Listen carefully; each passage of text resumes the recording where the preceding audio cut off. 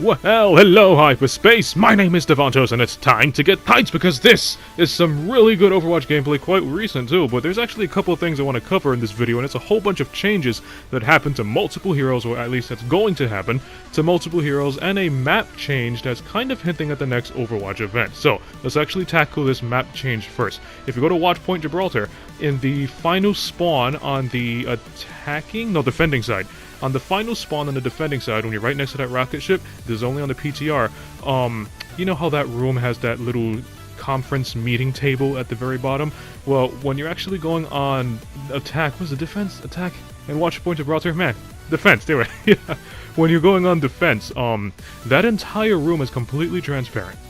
And people are saying it's probably getting us ready for the next Overwatch event, which is people are saying it's probably going to be Uprising 2, but it's on the PTR, we don't really know what's happening, it might even be a bug for all we know, but that's the only map change, so if you're on PTR, don't be alarmed when you see that stuff. Now, for these big hero changes, some of them are big, some are not. So I'm actually going to cover the first one, which is D.Va. D.Va, oh yeah, my main D.Va, she's getting a slight nerf, nothing too drastic, and basically what it is, it's on the PTR, and her micro missiles now do 5 damage per missile. It used to be 6 damage, now it's 5 damage. It's not really much of an issue, especially if you're like a very aggressive D.Va player. You can still down targets really, really quickly, but you're just not going to be, you know, having as high as a damage output. It shouldn't really be much of a problem. I mean, I play a ton of D.Va, I see that's not a problem at all. So for all the other D.Va mains out there, no, don't really worry about that. Next one with Zenyatta. So Zenyatta's alternative fire, that's when he charges up all those 5 orbs and throws them straight in the line. The fire rate in which those 5 orbs show fire is going to be reduced. Now, they're doing this because he just basically whips out those 5 balls ridiculously fast, and it's basically like a one-shot kill, how fast those things come out. So they're slowing down the fire rate just a little bit, so you can kind of have to follow the target. You're not going to get as many one-shot kills with it, and it's just going to be a little less reliable and more of an attack you want to do to take out maybe tanks or big barriers. And then, what else? We got Reaper, right? So Reaper, his Wraith form is now going to allow you to travel 50% faster, so I think that's about as fast as Soldier 76's sprint. So when you go into Wraith mode, he will be traveling as fast as 76's sprint, and you can cancel out of Wraith mode now. Same way you can, you know, cancel out of any other ability like D.Va's jetpacks. You just press buttons to activate it, press a different button to deactivate it, and so on. And, of course, going into Wraith mode does reload your shotguns, so you can actually, you know, shoot all 8 shotguns, go into Wraith mode, come back for an instant reload, and have more 8 shots again. So, also his Shadow Step, or Teleportation, what do you want to call it? It's, what was the buff? I think the range was increased? It was either the range that was increased, or he Shadow Steps faster. I think he Shadow Steps faster, but I mean, Shadow Step is one of those like niche abilities, one of those abilities that nobody really uses too much, so don't really pay too attention to Shadow Step. I mean, most people just jump in on you as Reaper and then just do death blows when you get all these kills. And then the final change was on Mei. So with Mei's final change, her primary fire, which is those little puffs of ice that shoots out of her little hair blower, that can, at least in the PTR, that can now travel through multiple targets. So what that means is, let's say for example you jump into a team fight, or let's say you wall off a couple of people and there are 3 enemies in front of you. If they're all clumped together, you can actually freeze all 3 of them at once.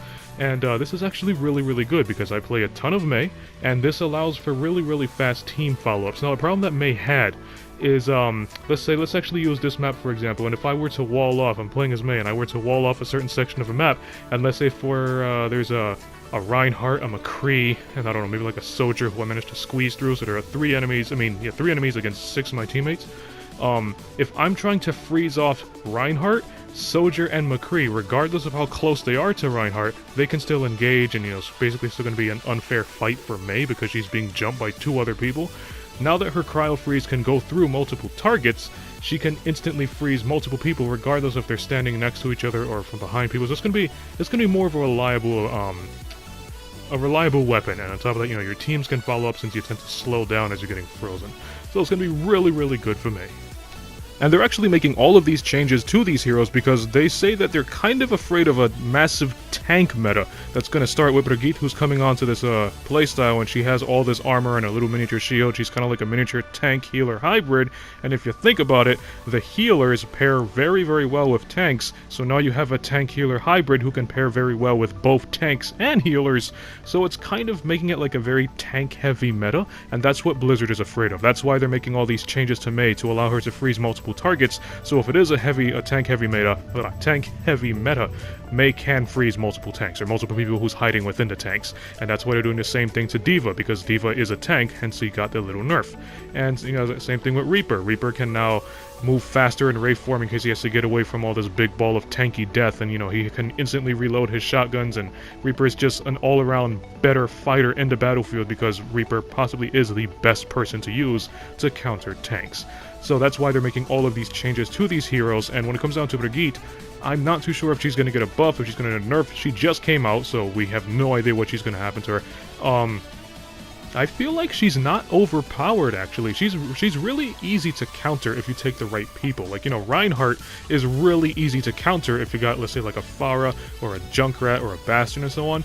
And I feel like that's how Brigitte is as well. You know, she's really easy to counter if you have the right heroes. If you don't have the right heroes, she's going to be very, very difficult to take down, you know, just like Reinhardt. So even her ultimate, it's actually not really that strong. I'm going to make another video in the future talking about Brigitte, her playstyles, and what's the best way to use her, how to use her, and all that fun stuff. But, you know, just in a nutshell right now, I don't really feel like she's OP. She's not underpowered, she's not overpowered. I actually feel like Brigitte is right where she needs to be. Her melee's not that strong, the little whip shot that she does ain't that great, so yeah, I feel like she's a really reliable hero, and she is a good pick, you know, just like Mercy's a good pick and Reinhardt's a good pick, but she doesn't fit every single situation. You know, she's not a soldier, she's not a D.Va. Those are guys you want to have in every single situation. I feel like Brigitte is one of those characters you can use in most situations, but just not every situation.